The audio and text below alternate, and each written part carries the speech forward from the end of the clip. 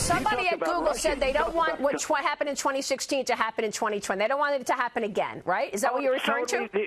Let me tell you, they're trying to rig the election. That's what we should be looking at, not the witch hunt, the phony witch hunt. Is what technology companies are doing, what they did to you, is that legal?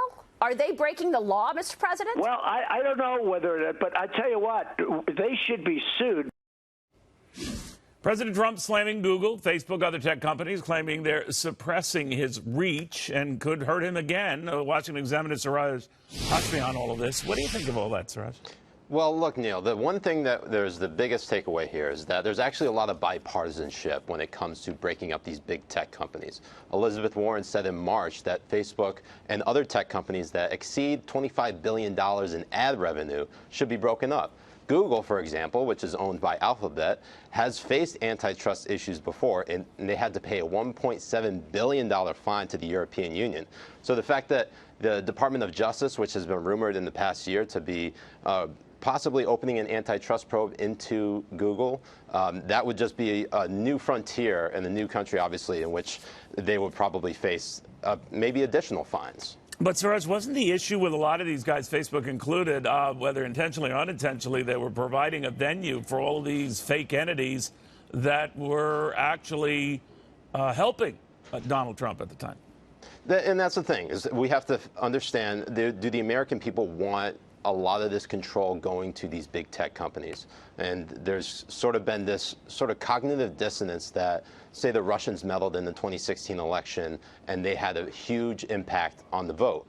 And now they're saying here, or at least some liberals are saying, that these big tech companies might not actually have a big impact in 2020. But that's what seems to be the root issue here, is that Jen Ganai, who is a Google executive, was videotaped saying that in the context of saying Elizabeth Warren is being misguided on breaking up big tech companies, it makes it harder for companies like Google to say stop a quote-unquote Trump situation in 2020. And so that's sort of the issue here. And that it's kind of interesting to see how people are reacting to it. And Trump might actually get more allies from the other side than he thinks. Yeah, I think you're right about that. And also the notion that it hurt him when, in retrospect, we know enough from the Mueller report that at least when it came to that stuff, the Russians were very, very successful at leveraging that and using it to hurt Hillary Clinton and help him. So it's a little weird. Yeah, no, it's kind of a weird disconnect. But it's Trump is probably onto something, that Google and other big tech companies